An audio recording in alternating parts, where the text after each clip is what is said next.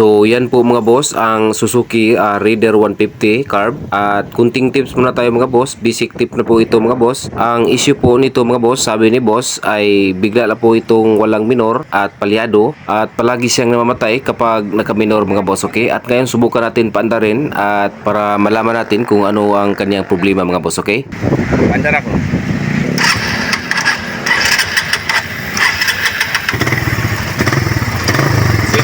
Six ito.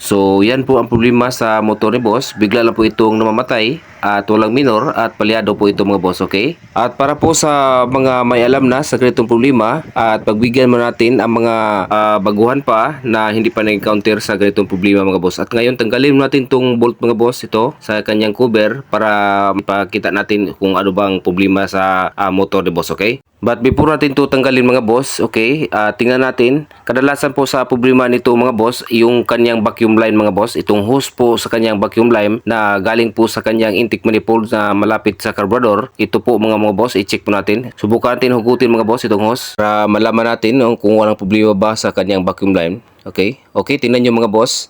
Kahit, okay, natanggal na po ang kanyang vacuum line mga boss. So ito po ang main reason mga boss na palyado o wala pong minor yung motor mga boss, okay? At ngayon, tanggalin natin tong cover mga boss at palitan natin to ng vacuum line mga boss, okay? At ngayon natanggal natin ang cover mga boss at ngayon makita na natin ang kanyang vacuum line. Natanggal na po ang kanyang hose sa kanyang vacuum line at yan lang po ang main reason o problema sa motor ito mga boss. Bakit po palyado, okay? So ang gawin natin ngayon mga boss, tanggalin natin tong vacuum line hose mga boss tapos palitan natin ng bago, okay?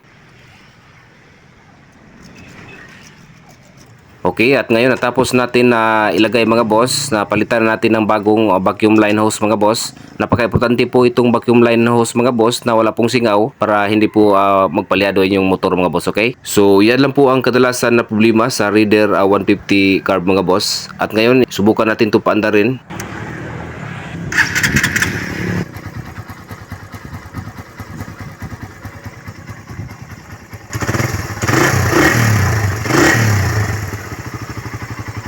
So alam nyo na mga boss kung ano yung dapat unang gawin kung ganito pong problema mga boss. At ngayon subukan natin ulit.